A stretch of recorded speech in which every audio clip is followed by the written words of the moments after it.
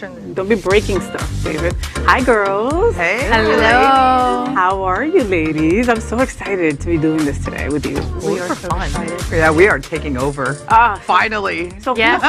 whose trunk is out in?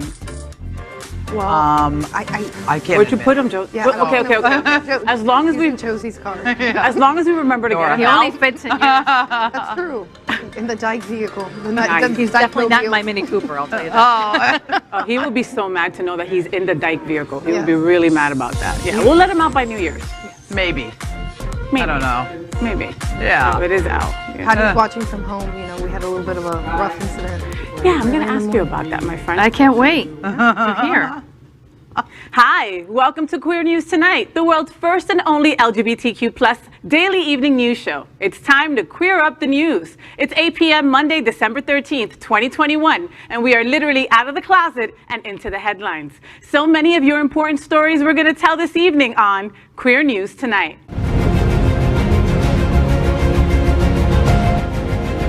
This is the world's first live daily LGBTQ evening news show, literally out of the closet and into the headlines on Queer News Tonight with Al Ferguson.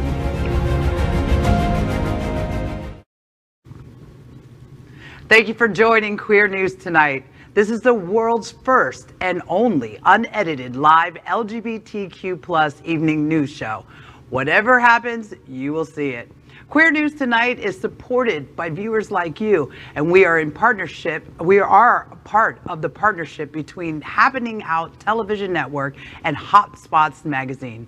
Hotspots is celebrating 36 years of the LGBTQ plus experience. We bring you the best of the LGBTQ plus news, entertainment, and support of our community. I'm your anchor at Queer News Tonight, FayWhat, and welcome to the lesbian takeover, baby. Whoop. So Al Ferguson is away and he left me the keys, and kind of like what I used to do when I was a little baby dyke, right? When my boyfriend would leave, I would invite all the girls over and really have fun. And this is what we're doing tonight on this show. So welcome. I am FayWhat, and let's start welcoming our anchors. Nora Rotella. She's a founding partner of Rotella and Hernandez, a full-service immigration and family law firm. She's a Supreme Court certified family law mediator and was co-chair of the Gay and Lesbian Lawyer Association and winner of Florida's Legal Elite Award. Good evening, Miss Nora. How are you? Good evening, Faye. I'm doing quite well. Patty, not so much. Yeah, so let me ask you about that. So we initially had you and the beautiful Miss Patricia Hernandez that was also going to be on the show with us. And she was a no-show because she took out her back. Now, you want to let us know how that happened? Like in details, like slowly though. I wish I had one of those raunchy stories to tell you all that it was happening like right as I was bending her over, but no. Yes. Slower. She pulled the muscle, actually. She pulled the muscle making the bed.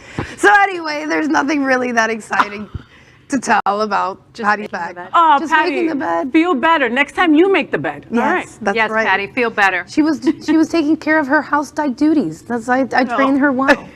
So now let's welcome anchor Chef Josie. You'll be sleeping in the other room again I will be tonight. sleeping. I will be in the little she shed in the backyard. That's where I'm going.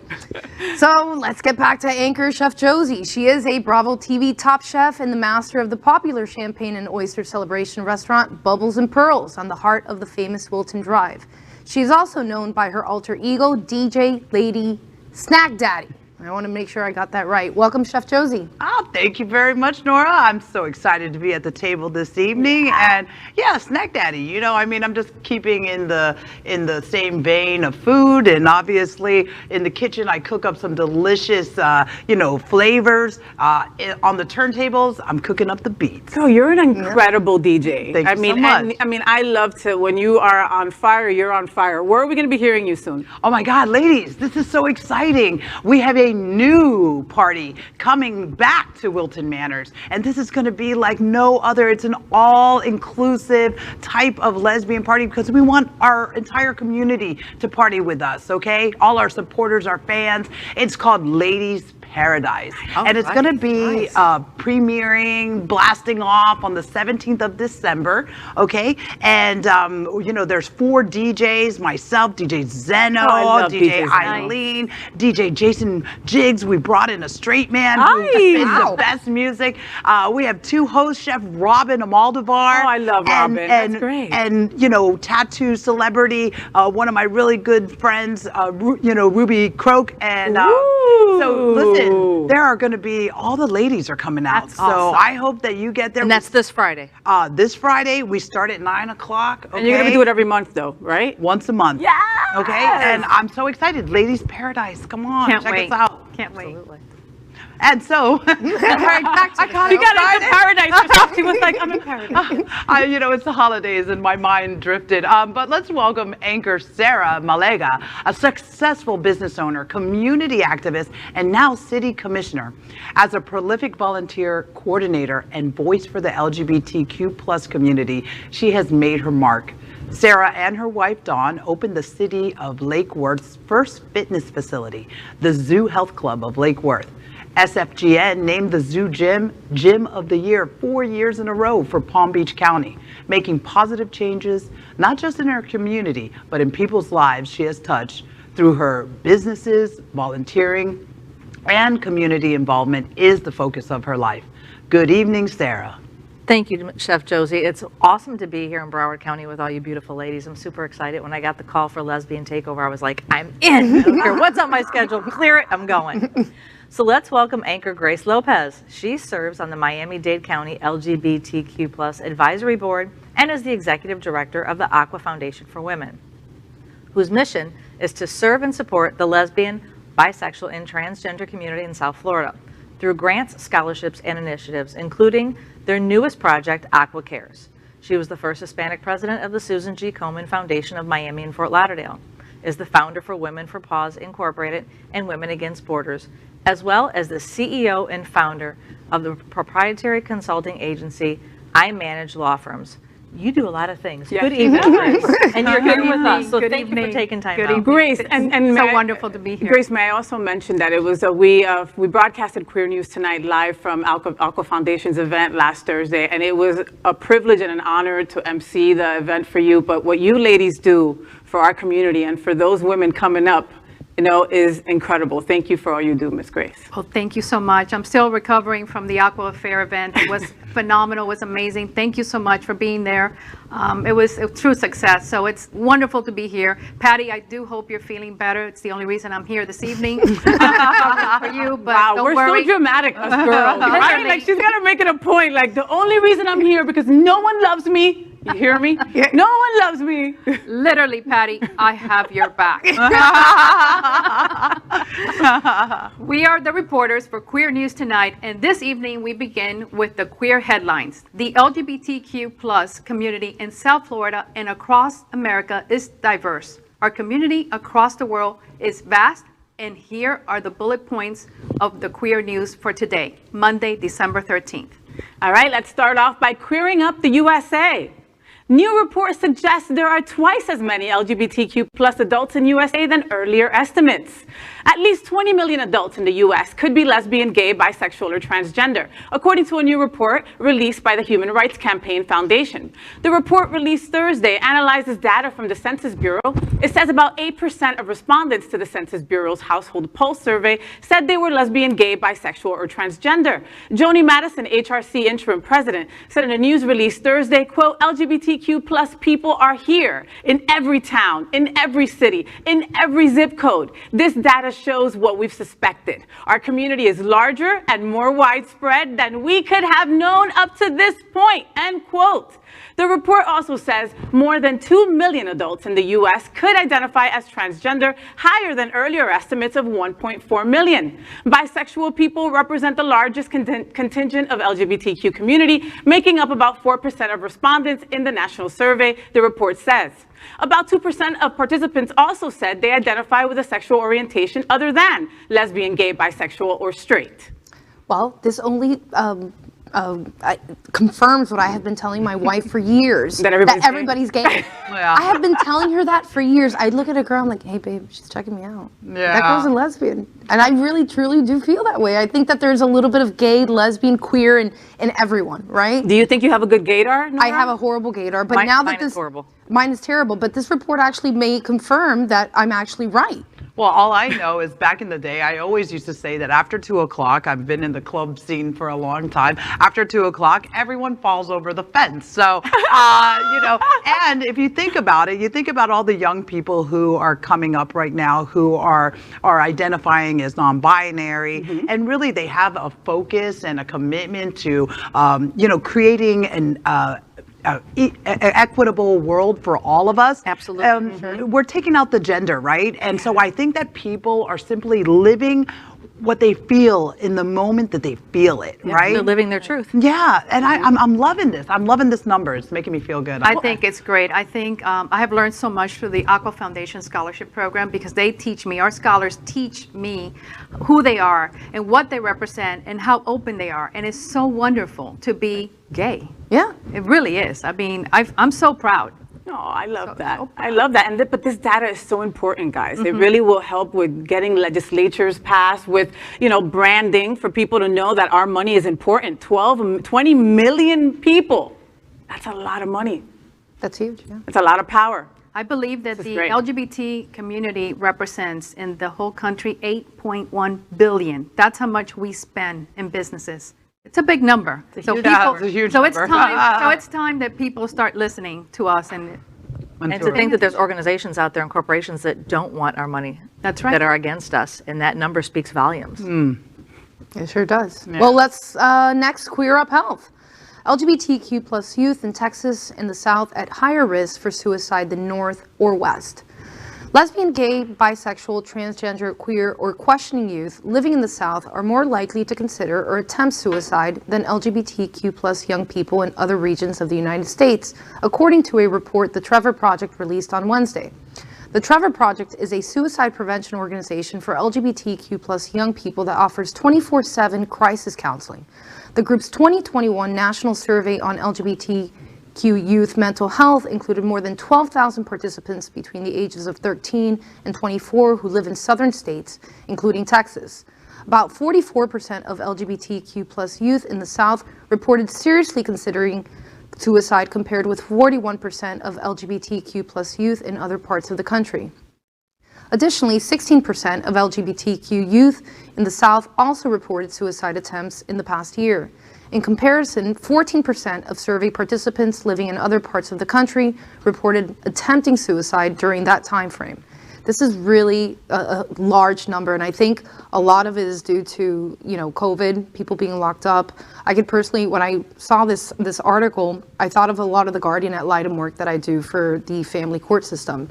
And I can't tell you or express to you all enough the amount of cases where I was appointed on where children were identifying as non-binary, gender non-conforming, that were coming out with suicide attempts. Children who had been Baker acted numerous times, who had attempted suicide. And thankfully there were, you know, either teachers or family members there to basically watch out for them. But it's really concerning to see the rise in those numbers within our youth. And it's sad. I was going to say, the sad part is too, is that if you have paid attention, and especially in our state here in Florida, we've had 9 counties that have pulled their resources from the educational websites for children who are dealing with suicidal thoughts. Wow. So anything that's LGBTQ plus, where kids had a safe space, anti-bullying, they've pulled this.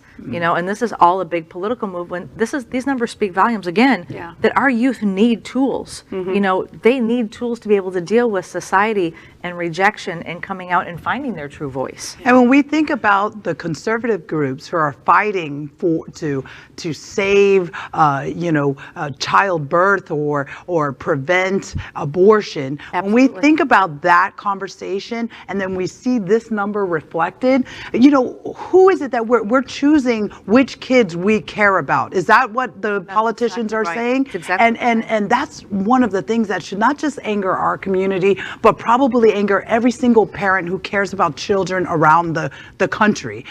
Preach. Yeah, you know, Preach, so Josie. All kids are the same. All kids are important. right. Absolutely. All kids' right. lives are important. Yeah. And to all those people in the South, come more South. Come like more South, like where we're at. You know, South Florida. That's right. Like where we're at in South Florida, like Josie said. I mean, to live in a place where you are not, you know, you're affirming. No one cares about your pronouns. No one, you know, they're dead naming you all the time. It's you know, a lack of acceptance in the community. Bullying is already rampant in our community. You know, to also have to live somewhere and deal with that day by day.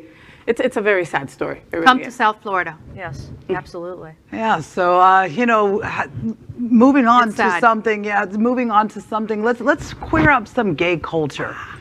Les Hangout podcast breaks ground for lesbian culture.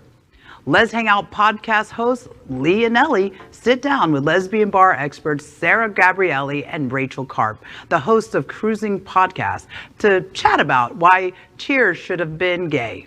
Like a lot of older TV shows, Cheers did not age well and is incredibly problematic. But everything else gets better when you rewatch it under a queer lens. Cheers was pretty progressive for the 80s, but we think we could easily improve it by creating queers. The queer version of Cheers. We really want to live in the alternate universe where Cheers is a lesbian bar. We can all agree Cheers should have been gay. Find the whole podcast on the Facebook page, Let's Hang Out Pod. What do you guys think? Well, I would have definitely been at that bar. Queers! Queers! I would have walked in and would have said, "Hey!" Right? For sure, me too. I mean, they would have known my name for certain. You know, it's funny. I thought of the Cheers bar. Patty and I went over the summer to Boston, and I walked in To there. the actual bar. To the actual bar. Is it really open? Yeah, it's still No? open. Okay. I don't know if they might have closed it. I mean, we went pre-COVID, so let me apologize. I didn't go last year. I went in 2019. But anyway, I was really expecting them to ask me, what is your name? You know, and me tell them my name, and then they would refer to me by my name. Like Isn't the it song this says. the place, Yeah. the bar, That's where what the everyone song knows says. your Yeah. name? Yeah. They never even asked me my name. I was appalled by that. She left But a bad Yelp review. They didn't ask me my name. How dare they? I would have False definitely- advertising. Yes, but by the way, I love this article. I think it would be great if maybe someone brought queers to Wilton Manor. Yes. You know, no pressure. Yeah, well, you know, it's interesting. All these years, queers hasn't been, been realized or manifested, and I laugh at that too because we've had this conversation for a while. I mean, I'm not gonna date myself, but I did celebrate a birthday recently, you know. And I mean, you know, I just think, all right, let's bring the conversation back. And yeah, I agree with you. I think we should definitely create something where we. You know, can, it's interesting because I make conversation with my wife all the time. We pass by this little bar. It's being sold. It's, you know, has a for sale sign, and it looks so cute to open a bar. It's in the Mimo district, and I'm like, what if I open happening a lesbian right here. bar? It's Oh happening my right God, here. we're manifesting it right here. This excites me because we do need something like this, and yeah, I would love. We can to even call it serve queer. mocktails for non-drinkers. Yeah, the mocktails. Our I love it. They'll be in boobs. We'll sell it. We'll just Yes, all in a the boob drinks will cup. be in a boob cup. I love it. I think it would do great. I love this because need our it. backup plan, my wife and I, when we opened our gym, was our plan B was a nightclub. Oh, So it's like if anything What happens, an we'll just extreme, though. go Sarah, from right? What do you a want? gym or a bar? I mean, you know, you got to have a good business plan, right? So it was always plan B was going to be the name of the bar because it would have been our plan B for a successful business. Oh, I love that. so we have the planning committee here. Yeah, right? Absolutely. Queers Faye, is you're gonna open And Faye's going to order the cups with the with the breasts. boob on it. And You gotta have it. just so you know, like breaking news, I'm working on something. No. Maybe You heard it we first should here. really talk. Let's do it. Let's do it. Here it is. Heard it here first. Respect Daddy, Chef Josie, bar owner, queers. All right, Miss Sarah, what else we got? Let's queer up gay culture. History is made as the first out lesbian of color to serve as undersecretary in the U.S. military. Gina Ortiz Jones made her history earlier this year when she became the first out lesbian of color to serve as an undersecretary of any U.S. military branch. She moved here to the U.S. from the Philippines with her single mother when she was only a baby and had to stay closeted while serving in the military under the don't ask, don't tell. Watch this. When you think back now, how could your experience have been different? And look, I think you're happy certainly with where you are and how things worked out, and you'd probably argue that you had to go through what you went through to end up where you were. But how could the experience have been different for you and other members of the military who served under Don't Ask, Don't Tell if they didn't have to hide? How would our military even be different now? And even a matter of recruiting people over the years if that policy was not in place? Well, TJ, I think you highlight a really important point, which is when folks do not feel like they can serve to their full potential, then that's potentially a readiness issue, right? We need the nation's best and brightest from all across the country to come be part of our Air Force, come be part of our Space Force. So I'm very cognizant of the way, given, as you mentioned, as my own experience, that the way our policies, our actions, our words every single day convey the value that we place or do not place on one's service. So I think just being cognizant of that every single day, from personnel issues to operational issues, we need the most, again, given the challenges that we face as a country. So how do we knock down those barriers to ensure those serving can serve to their full potential? But as you rightly mentioned, that those also thinking about their next steps in life and what their career choices might be, that they consider a life of public service. That's so important for us, certainly as a country, when, again, we think about the challenges and opportunities that we face. So what do you guys think? Gina Ortiz, the first woman of color from the Philippines, serving as the Undersecretary of the Air Force. I'm really proud of this administration. I really am. I served in the military under Don't Ask, Don't Tell, and it's a lot of stress, you know, to be giving your life and signing on the line, and that yet you can't be who you are. So I'm really proud of this administration, and I'm proud of her superiors who saw the qualities that she had and didn't look at a title, right? Like, really, who was this person? Does she have the qualities? And watch her step up and rise. I think it's amazing. I'm super excited because she's Filipino. Yeah. And as I sit, you know, as the vice president of the Filipino Chamber of Commerce that was newly formed here in South Florida, I am so excited to see this, and she'll be definitely invited to one of our events to represent and bring that positive message and that invitation to our community, the LGBTQ plus community, to come and serve proudly and like dedicate your life to public service, because we need people who are committed to, you know, the vision and what this country is supposed to stand for, right? What we were founded on. Yeah, what we were founded on. And that's, man, I'm just, my heart is warmed right now. She's the real deal, guys. Also, you know, she wants the military to serve to their full potential, okay? Gay, lesbian, whatever you are, Absolutely. you know? But she's also saying, okay, I want to be prepared for China. If we got to throw down with China, I'm going to make sure that we are there and ready. You know, so she's not just a girl in a dress. Yeah. You know what I mean? Like, we're not having these little side She's very conversations capable. about, oh, I don't want to serve next to that, you know, that gay girl or that gay man. You know, it's like we're here to serve and protect the country, right? Absolutely. And we're at the table, baby. And when you're firing that gun, when you're defending your country, nobody stops and says, I'm sorry, are you gay? Yeah. That's right.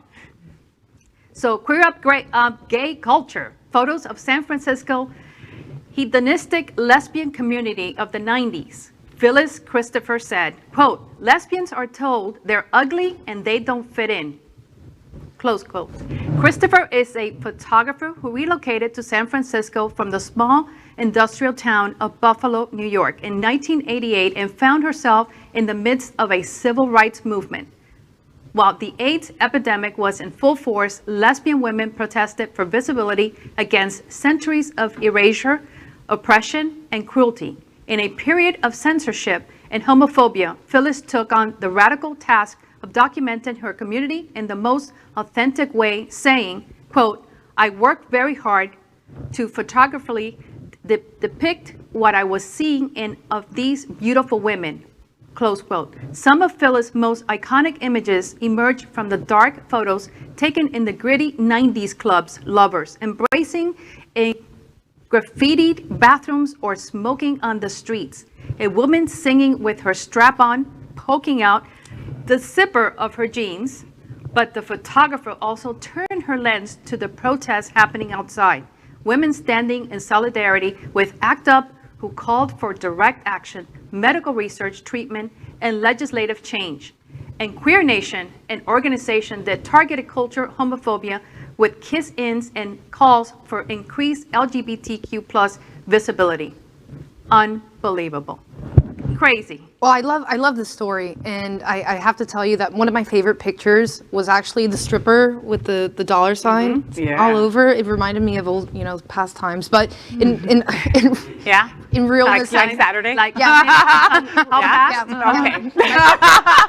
like yesterday when Patty was. No, I'm just kidding. That's I was at a Guardian visit. Anyway, in all seriousness, I think it's for me when I was reading this story or listening to you tell us the story, in the 70s, I really didn't think that us lesbians were out there doing these kind of things, quite frankly. I thought that maybe the lesbian thing was something of the 90s. I am an 80s child, so in my mind, this stuff wasn't happening. It wasn't invented until you were able to partake. Okay, I just want to make sure that we know. Isn't that strange? So it's great that there's actually someone who photographed these things, and they're part of our history, and that we could go back to see where our lesbians from before kind of like paved the way for us to be girl, we where paved the way, that's for sure. With a big old cement truck, let me tell you. Having lived in San Francisco, New York during the 90s and here in South Florida, I mean, I've been a part of all of these, just radical queer movement happening in the underground scene, and lesbians were so free and expressive, and I just love, I love how these, this photographer really captures that rawness, because, now we're a little too pretty, I think, back in the day, we would be as, as dirty little pigs, just like the boys, the boys think that the lesbians were so prim and proper, but, the girls were getting down, and we were fetishy, and we were, sex positive, and we had fun, and we didn't put ourselves in that little box, right? No pun intended. I love these pictures. I love the black. I love the black and white pictures. I just love that. That's like timeless, and just kind of like what Josie said. I love that they show all these wonderful pictures, but they don't look so far fetched. They look like parties that we've been to ourselves, that's right? Exactly right. Parties in Miami. And look, and I lived in San Francisco too, and those women, the community is so great there. But this was a big thing. Like back in the 90s, you could go into a coffee shop, you could go into, a bookstore, and you could see these photographs on postcards and greeting cards, and it was part of the, part of what I grew up around. And when I came out, it was the norm, to walk into someone's house and see art that looked like that, or an entire coffee book that had these great pictures, and again, let you feel comfortable on where you are, right? I think that'll be the next piece of art I buy, is a woman standing with her strap on. I love it. I think it'll go great right next to the dog with a cigar in his mouth. Is that going to be a sculpture, or is that going to be a photograph? Life size. We'll see. All right, Miss Sarah. Next, we report on our partnership with Sunshine Cathedral. What a way to switch it over. The world's largest Sorry, got Father, Son, and House of Gucci. Woo! The largest church here in Fort Lauderdale. We are broadcasting from our permanent set here at Sunshine. In supporting that partnership, Happening Out Television Network broadcast the largest LGBTQ+ religious live broadcast in the world, as more than 30,000 watch every Sunday at 10:30 a.m. Eastern. Watch this.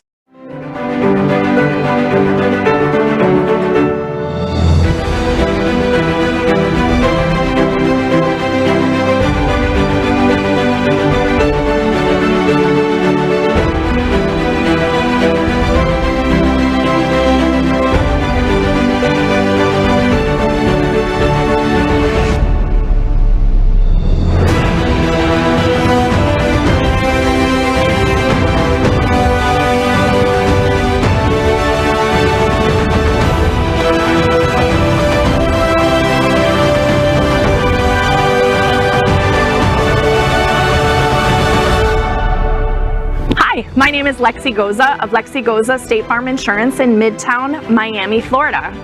I'm also a board member of the Aqua Foundation for Women and the chair of the Women's Empowerment Council for the Miami-Dade Gay and Lesbian Chamber. And Sunshine Cathedral is my queer church. Hi, Lexi. We love you. Next lesbian takeover. You're sitting here at this table. Next up, we've got LGBTQ+ flash news. Let me take a breath before starting this story. Dios mío bendito, como yo odio a este hombre, pero tengo que hablar de él, so vamos a hacerlo ahora. Okay, vamos. Tucker Carlson, toxic masculinity continues as he says Mitch McConnell is nastiest old woman in town. Fox host Tucker Carlson showed his respect for the late Senator Bob Dole by lobbing insults at Senator Mitch McConnell, the de facto leader of the Republican Party.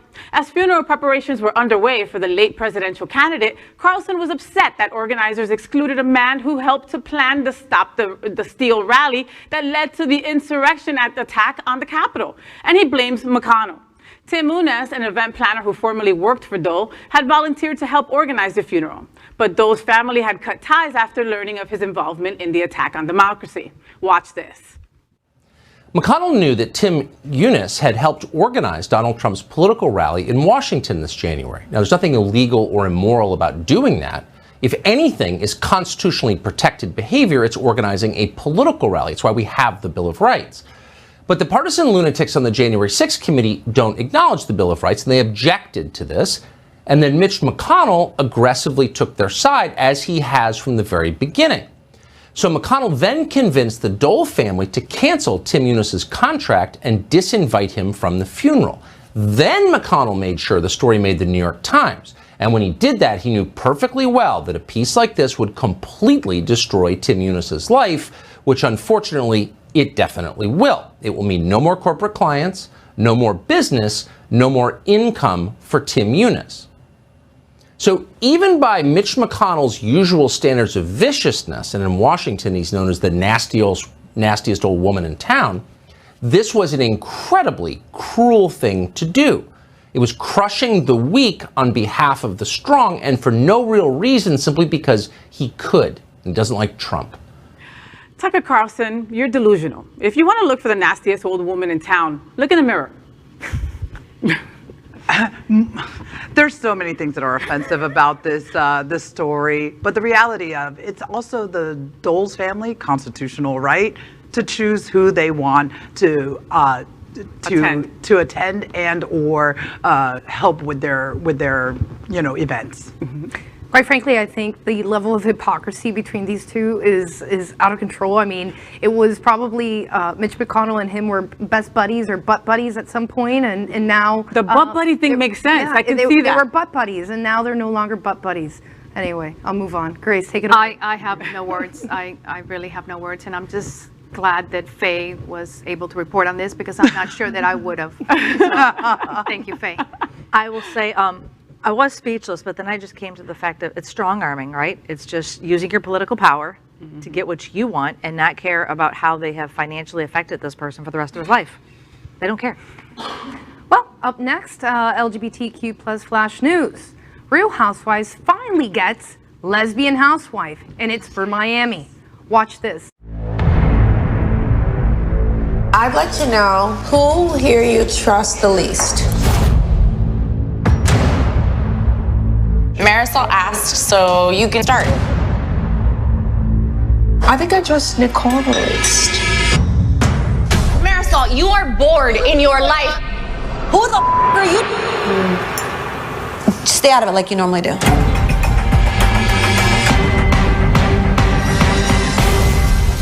Buckle up, baby. It's gonna be a bumpy ride. This season on The Real Housewives of Miami. But you never thought you'd see me again.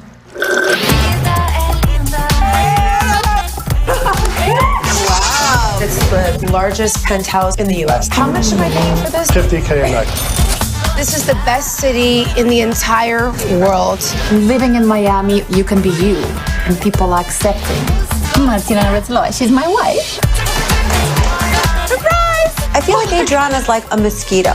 I just want to swat her away. Day. So I feel like my lips should be a little bit plumpier to tell you this story, but at long last, we're getting an openly lesbian Real Housewife. Those housewives have some real serious lips, so I'm going to reach out to them for their doctor's information. But premiering on December 16th, The Real Housewives of Miami will see the debut of Julia. I'm going to pronounce this correctly. Lemigova, who's married to tennis star Martina Navratilova. While other housewives have come out after their time on the show, Lemigova will be the first housewife to be both openly gay and in a queer relationship from the onset. The Housewives franchise has long been embraced by queer men as a vital part of the culture, but it has also well-documented flaws with how it's handled queerness. and particularly female queerness among its main cast. I'm really looking forward to seeing this. I was watching the preview and I'm like, oh, this looks really good. This is great. I think it's about time. I love to see this. I'm glad that it's happening in Miami. It always happens in Miami for some reason, but this time I love it. I met her in person. She didn't look like that, so I think that, you know, a little the lips. Yeah, I'm really looking forward to I'm just excited. I'm excited too. I don't even like the Housewives, but now I'm going to watch it. Yeah, just for this. Because you have to, because it's Miami, right? Because it's South Florida. I love it's South Florida, but also, you know, you want to support family. You want to support sisters. And I love the fact that Martina's coming out and her wife is on the show, and I think it's going to be great. I can't wait. Yeah, no, and you know, she's leading the way. So Julia, thank you for leading the way. Call us because I want to interview for you for my FayWhat show. Just saying. But I love the fact, and maybe we'll see her wife on the show. You know, I did show her. Yeah, we saw her on the show. I think it's going to be fun. And of course, in the most beautiful place on planet Earth, Miami. It's perfect. And let's be honest, Martina's the coolest of the cool. Hey, girl, hey. She's great. And I didn't realize that they would even open up their lives to do this. So, hey, hats off. Martina, call me if you need any, you know, back end information about Bravo. Okay? You heard it here first. Dropping the tip. I got you, girl. So, you know, let's next LGBTQ plus flash news. Supreme Court may rule it's discriminatory for state not to fund anti-LGBTQ schools. In what is yet another salvo into the culture wars, the court looks like it's about to strike down laws forbidding states from funding religious schools. Such a ruling would be a disastrous erosion of the separation of church and state and would give taxpayer money to schools with an explicitly anti-LGBTQ agenda. The case at hand, Carlson versus Macon, involves a Maine law which allows the state to pay non-sectarian private schools to educate students in rural areas where there are no public high schools. The state won't pay private religious schools to perform the same task, however. In arguments before the court this week, all 6 of the conservative justices signaled that they think the Maine law should be struck down as unfair to religious schools. Not surprisingly, 5 of those justices attended private religious schools. The case before the court revolves around 2 Christian families, both of whom objected to not getting state funding to send their children to 2 conservative Christian schools that Justice Elena Kagan described as, quote, proudly discriminatory. I just don't even know where to begin sometimes with this. The state should not fund hate, period. You know, I wish I had more than just one sentence for this one article, but this is some fucked up shit. You said it. Yeah. Nora, you messed up my show. What's wrong with you? Only I get to do that. No, I'm joking. I'm sorry, Grace. No, this is horrible. Josie, I agree with you. You should not fund hate. And again, it just goes back to the other story about how children in certain cities and certain states don't feel that they have a safe space and that the suicide rates are high. This is step 1 of how that becomes a reality. And, you know, we've got to stop the hate. Yeah. That's right. No, and this is basically our tax dollars are going to help fund, to educate future generations to hate us. To hate us. That's basically what it is. LGBTQ plus flash news. The best tight end in college football was raised by 2 lesbian moms. Can I say thank God that we got this story? Of course, the lesbians got this story. Yes, let's do this. Boys would have lots of comments about this. Okay. The boys would have no idea. They'd be tight end. Ooh, where do you meet him? Okay. When Colorado State University's Trey McBride was honored Thursday as college football's best tight end, his 2 moms were by his side. McBride is the winner of this year's Mackey Award, given to the top tight end in college football. The senior dominated on the field, catching 90 passes for 1,121 yards and a touchdown, becoming the first tight end in Rams history to surpass 1,000 yards. And McBride's story off the field is just as impressive. His 2 moms, Kate and Jen, raised Trey alongside his 4 siblings in Fort Morgan, Colorado, which is about 84 miles east of CSU's campus. I think this is an awesome story. I love the fact that his parents were there. I love the fact that that is the backstory to it, that his success was the front story, right? But that his two parents were standing side by side with him and they encouraged him to be the best that he could be. And now he's got the award. I always tell my stepdaughter, you are way ahead of the curve because you have two moms. You're just more well-adjusted if you got two moms, of course. As a former women's professional football player, my hat goes off to your two moms for making you a badass football player.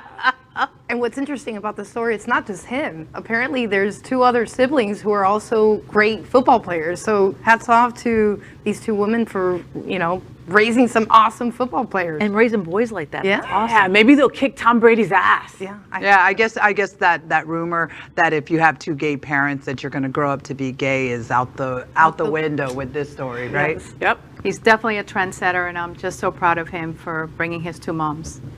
And now, LGBTQ flash news. Li Ying, China's most famous athlete, comes out as lesbian. Soccer player Li Ying, China's first openly gay athlete, will form part of a 34-player training squad selected ahead of next year's Women's Asian Cup in India. Li became the country's first openly gay athlete in June this year after celebrating her first anniversary with girlfriend Chen Lele, a move that sparked intense media interest. The 28-year-old rose to fame during the 2018 AFC Asian Cup, where she fired her way into the Golden Boot with 7 goals in 5 games, including the winner against South Africa at the FIFA Women's World Cup a year later. While many praised Li for coming out so openly, she was also inundated with homophobic comments and soon deleted the post, leading many to ask if she was under pressure from authorities. Of course she was under pressure from authorities. Look what's happening to the tennis player. Look what's happening to so many, professional stars that are lesbians that are coming out because they have a chance to come out and people are not letting them. So of course this is the reason, in my opinion. And it shows that management does dictate what a lot of these athletes do, right? They have to do what's best for the, for the bottom line. I personally am excited to see this happen, and I just wish that Sports Illustrated would jump on and do an entire issue of out gay professional players. Woohoo! I'm gonna start watching more soccer. Hey, listen, being gay, being a lesbian has nothing to do with your ability to be an athlete. And my hat goes off to Lee for standing up in a country that is, I'm certain, a very dangerous choice that she made. And I was just kind of going to piggyback off of you with that dangerous country. I mean, communism just doesn't, allow, there's no room for us to be gay or lesbian in a communist country. So hats off to you. That's exactly right. And one more thing, Lee, happy 1-year anniversary. Yeah. So that is today's news for the LGBTQ plus community on the world's first and only daily LGBTQ plus evening news show. Is our community important to you? Then help us by liking and subscribing. Ring the bell for updates. Share this news with your friends and family. Post this broadcast in the many groups that you are a member of. Tonight's stories about our community deserve the attention of all your family and friends. Queer News Tonight is the only live LGBTQ plus digital television show in the world that is out of the closet and into the headlines. We need your support. If our community is to grow, we must tell our stories and bring them to the attention of the broader world. This is the only place in the world that tells these LGBTQ plus stories in motion and sound. Yep. That is the passion of Happening Out Television Network and Queer News Tonight. I'm your anchor, FayWhat! And on behalf of these incredible ladies, the lesbian takeover reporters of Queer News Tonight, including Chef Josie, Nora Rotella, Malaga, and Grace Lopez. We will see you daily at 8 p.m. Yes, Al Ferguson is away on vacation and you're stuck with FayWhat! I'll see you guys tomorrow at 8 p.m. Good night. Good night. Good night.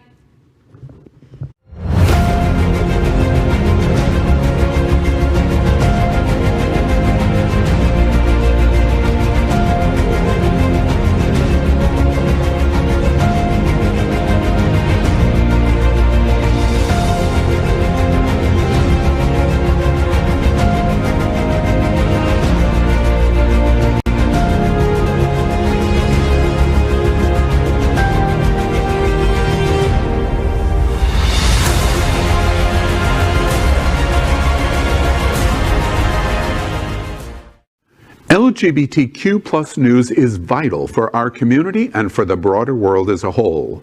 We have enough enemies at Fox News. Tucker, Sean, and Lara are loud.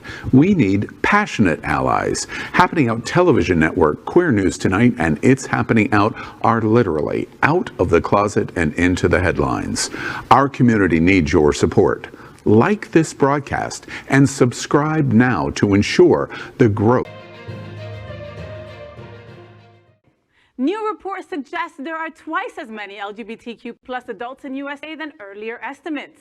At least 20 million adults in the U.S. could be lesbian, gay, bisexual, or transgender, according to a new report released by the Human Rights Campaign Foundation.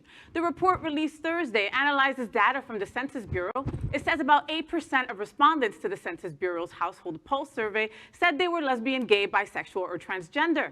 Joni Madison, HRC interim president, said in a news release Thursday, quote, LGBTQ plus people are here in every town, in every city, in every zip code. This data shows what we've suspected. Our community is larger and more widespread than we could have known up to this point, end quote. The report also says more than 2 million adults in the U.S. could identify as transgender, higher than earlier estimates of 1.4 million. Bisexual people represent the largest contingent of LGBTQ community, making up about 4% of respondents in the national survey, the report says. About 2% of participants also said they identify with a sexual orientation other than lesbian, gay, bisexual, or straight. Well, this only confirms what I have been telling my wife for years, that everybody's gay. Yeah. I have been telling her that for years. I look at a girl, I'm like, hey, babe, she's checking me out. Yeah. That girl's a lesbian. And I really, truly do feel that way. I think that there's a little bit of gay, lesbian, queer in everyone, right? Do you think you have a good gaydar, Nora? I have a horrible gaydar, but now that mine is horrible. Mine is terrible, but this report actually may confirm that I'm actually right. Well, all I know is back in the day, I always used to say that after 2 o'clock, I've been in the club scene for a long time. After 2 o'clock, everyone falls over the fence. So, you know, and if you think about it, you think about all the young people who are coming up right now who are identifying as non-binary, and really they have a focus and a commitment to, you know, creating an equitable world for all of us. Absolutely. We're taking out the gender, right? And so I think that people are simply living what they feel in the moment that they feel it, right? They're living their truth. Yeah, and I'm loving this. I'm loving this number. It's making me feel good. I think it's great. I think I have learned so much through the Aqua Foundation Scholarship Program because they teach me, our scholars teach me who they are and what they represent and how open they are. And it's so wonderful to be gay. Yeah. It really is. I mean, I'm so proud. No, I love that. I love that. And but this data is so important, guys. It really will help with getting legislatures passed, with, you know, branding for people to know that our money is important. 20 million people. That's a lot of money. That's huge. Yeah. It's a lot of power. I believe that This the is great. LGBT community represents in the whole country 8.1 billion. That's how much we spend in businesses. It's a big number. So huge people, number. It's a huge so it's number. time. So it's time that people start listening to us and to think that there's organizations out there and corporations that don't want our money. That's right. That are against us, and that number speaks volumes.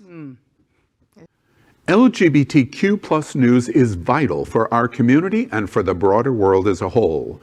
We have enough enemies at Fox News. Tucker, Sean, and Lara are loud. We need passionate allies. Happening Out television network, Queer News Tonight, and It's Happening Out are literally out of the closet and into the headlines. Our community needs your support. Like this broadcast and subscribe now to ensure